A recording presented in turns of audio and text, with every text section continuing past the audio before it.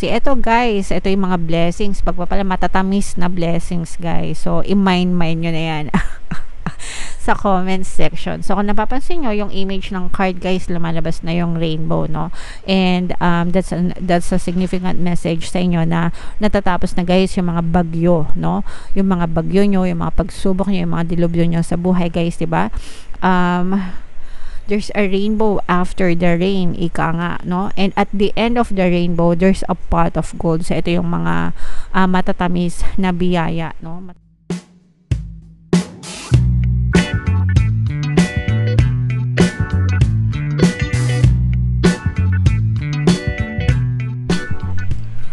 Hello guys, hello Sagittarius. Welcome back to Pinay Pixie Tarot. Ang pamagat ng episode natin for tonight is OOTM, Oracle of the Month, para ngayong March, para sa Sagittarius, Sun, Moon, Rising, Sign, and Venus. Meron tayong tatlong set ng decks dito guys. Ito yung para sa spiritual messages nyo, ito yung para sa life messages, and then ito naman yung para sa love life, mga kapixie. Combination ng positive and negative energy, general reading lang. Pwedeng mag-resonate, pwedeng hindi. So unahin natin yung spiritual message sa inyo guys. Comment down below if feeling nyo naka-resonate kayo. Okay, basahin natin guys, no? Medyo close up lang natin kasi yung mata natin. The moment I embrace my peace within and surrender the outcome is the moment that the universe can truly get to work.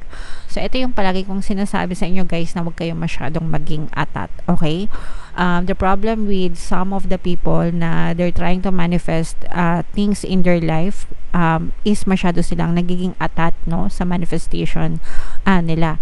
And sometimes kapag hindi sila nakita ng resulta sa mga minamanifest nila, they give up, no, kasi nagkakaroon sila ng belief na ay nako, hindi naman gumagana tong manifestation na to. Kasi hindi naman nagkakatotoo yung mga gusto ko. When in fact, nagkakaroon kasi ng resistance dahil sa masyadong pagiging atat, no? Always checking the 3D. Nandiyan na ba? Nandiyan na ba? Nandiyan na ba? Bakit wala pa? Bakit hindi dumadating? And then, they give up, no? In the middle of their manifestation journey. So, hindi ganun guys, no? The moment it will show up in your reality is when it becomes a belief system in your subconscious mind, no? Kapag naka-autopilot na yung isip nyo and naniniwala na yung isip nyo na ganyan, you already have that, mga kapiksi, or you are already that, and you surrender to the universe. Kaya nga sinasabi ko sa inyo guys, trust the divine, trust the universe, trust the process, kasi dadating at dadating yan sa inyo. Ang trabaho nyo is i-declare kung ano yung gusto nyo, and then let the universe do the work for you. Kasi yung iba, they're trying to control, no, yung manifestation nila. Kumbaga parang kinokontrol nila yung manifestation nila. But in reality, dapat hayaan nyo si universe, i-allow nyo yung working period, no, ni universe. Kumbaga guys, parang ganito lang yun, no? Punta kayo sa Jollibee. Jollibee talaga, no? O kaya kahit anong restaurant, no? Order kayo, nandun yung waiter, di ba? Parang sabihin yung waiter, sabihin ni universe, anong order mo, ma'am, sir? Okay? Tapos ihahain sa'yo yung menu, tapos mamimili ka dun sa menu kung ano yung gusto mo. That's your job, no? Yung pumili sa menu kung anong order mo, that's your job in life. Alamin mo kung ano yung gusto mo and then send it out to the universe. Alright? And then, syempre, pag prepare ng pagkain mo, matagal yung waiting time niyan, di ba? I-place yung order mo, lulutuin ng chef, di ba? Tapos habang niluluto, 'di ba? Syempre yung process ng pagluluto, may oras din 'yan, may panahon din 'yan, 'di ba? To ensure na dapat tama yung ingredients, eksakto dun sa in-order mo, 'di ba? And then after quite some time, kapag luto na, tsaka siya i-deliver sa'yo. Sometimes, mas matagal pa. Paano kung beef pala yung in-order mo? Mas matagal pa kuluan, di ba? Mas matagal lutuin kesa dun sa pritong itlog. Pag pritong itlog, madali lang, di ba? Basagin mo lang, prituhin mo lang, handa na sa'yo. Pero pagka mas magarbo yung in-order mo, di ba? Syempre, mas matagal yung proseso. So, ganun din sa manifestation, mga kapiksi. Ang problema kasi yung iba masyadong atat, no? And, pag naatat sila, akala nila wala silang nakikita na resulta sa 3D nila, pero sa loob pala ng kitchen, ang daming nagaganap, 'di ba? Yung chef, hinihiwa-hiwa yung mga ingredients, 'di ba? Niluluto. Nakikita mo ba yung proseso na yun? Hindi. So yun yung process ni universe, no? Na hinahain yung mga hinahain yung order na eksakto hanggang sa ma-deliver siya sa inyo. Okay? So, nagets nyo ba? Masyadong mahaba, pero sana nagets nyo. In short, guys, wag kayong maatat. Hayaan nyo si universe to do their work for you. Don't look for evidences. Don't look for proof, mga kapiksi, because they will come to you, guys. Okay? Alright. So, comment down below. Comment down below, guys, if feeling nyo nakaresonate kayo, mga kapiksi. So, yung next message natin is para naman sa live messages nyo, guys. Habang sinashuffle ko ito, panoorin nyo muna yung video natin regarding sa ating paano mag-manifest ng abundance video course. Kapiksi, sawa ka na ba sa mga struggles at hirap sa buhay mo? Masipag ka ba at masikap sa buhay ngunit hindi ka pa rin umaasenso? Ilang beses ka na bang nag-attempt magnegosyo at mag-invest pero palagi ka pa rin nalulugi? Sa pagkakataon na ito ay maaaring may subconscious beliefs ka na nagiging balakid sa iyong pag-unlad at pagyaman. Introducing, paano mag-manifest ng abundance video course.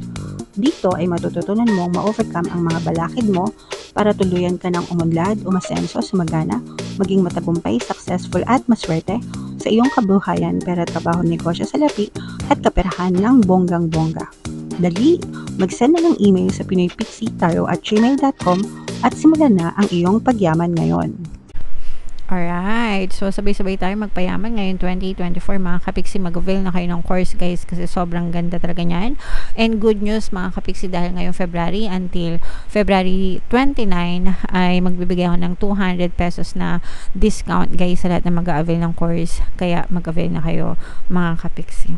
Alright, so sobrang ganda nitong message para sa inyo, guys. We have milk and honey, and meron din tayong to the sea. Ito, guys, ito yung mga blessings, pagpapala matatamis na blessings, guys. So i-mind nyo na yan sa comment section. So kung napapansin nyo, yung image ng card, guys, lumalabas na yung rainbow, no? And that's a significant message sa inyo na natatapos na, guys, yung mga bagyo, no? Yung mga bagyo nyo, yung mga pagsubok nyo, yung mga dilubyo nyo sa buhay, guys, diba? There's a rainbow after the rain, ika nga, no? And at the end of the rainbow, there's a pot of gold. So ito yung mga matatamis na biyaya, no? Matatamis na biyaya, mga blessings sa inyo ni universe dahil nag-effort kayo, nagsikap kayo, nagtiyaga kayo, nakapasa kayo sa mga pagsubok, mga kapiksi. So you are being rewarded, guys, no? So alam nyo na, you know the drill, guys. I-mind nyo na yan sa comment section. Mind blessings, mind pagpapala, mind matatamis na pagpapala, guys, para talagang matamis na matamis yung mga blessings na ma-experience nyo. Alright? And to the sea, guys, you are being headed to the right direction, guys, no? Parang sinasabi nga, no? Let the universe do the work, mga kapiksi. Go with the flow. Wag masyadong mag-resist. Matuto magtiwala kay universe, mga kapiksi. Everything will work out for you. Okay? So, palagi nyo lang yun sasabihin, guys, sa sarili nyo. Everything is always working out in my favor para talagang kahit ano pa, whatever happens sa buhay nyo, magiging ma-okay at magiging ma-okay ang sitwasyon nyo sa buhay. Okay? Alright. So, comment down below, Sagittarius, na grabe, sobrang ganda ng reading nyo. Comment down below if nakaka-resonate kayo. Sana nakaka-resonate kayo, guys. And then yung last message natin para sa inyo, guys, ito naman yung mga mensahe sa inyo ng inyong partner o specific person. Habang sinashuffle ko itong mga kapiksi, naka-flash sa screen nyo yung ating email coaching, Manifest Your Desires Using the Law of Attraction. If meron kayong mga specific na gusto nyong i-manifest, guys, pwedeng love and relationship, pwedeng money or career, pwede kayong magpabook ng email coaching session with me. Mag-send lang kayo, guys, ng email sa pinoypixitaro@gmail.com. So, ito yung mga mensahe sa inyo ng inyong partner o specific person. There is a big hole in my heart that I cannot feel on my own. It's difficult for me to process my emotions. I am not available right now. So itong for the person mo, mga kapiksi, meron siyang pinagdadaanan, no? Meron siyang pinagdadaanan na hindi kaaya-aya, na nahihirapan siya. Medyo nag-i-emo itong person mo. Ibig sabihin, emotional. Nagmumukmok, ganyan. For some of you, parang baka medyo lumalayo or dumidistansya itong person mo, mga kapiksi, kasi I'm sensing na parang ayaw niyang mag-explain sa'yo dahil hindi niya rin alam kung paano i-explain yung sarili niya. Maaaring nalilito rin siya as to why things are happening to him or to her, mga kapiksi, and he or she feels empty inside, mga kapiksi, no? Parang there's a big hole, no? Sabi niya, there's a big hole in my heart. So, may butas, no? Wag naman sana literal na may butas, kasi pag may butas yung puso, mahirap, diba?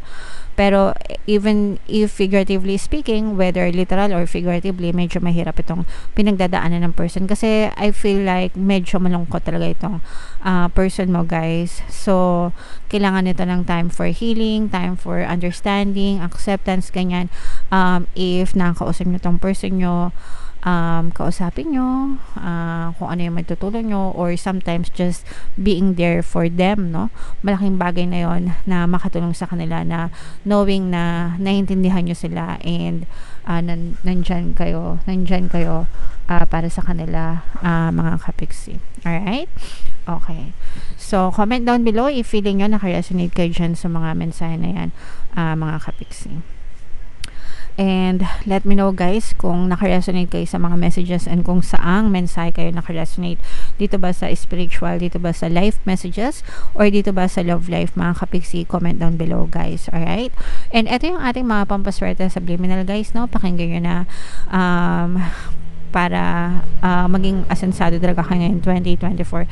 And ito naman yung ating success stories ng paano mag-manifest ng abundance video course. Click here to subscribe, guys, and click here to join our membership program. Thank you for liking, sharing, and subscribing, and see you again next time. I love you all, guys. Have a nice day. Bye-bye.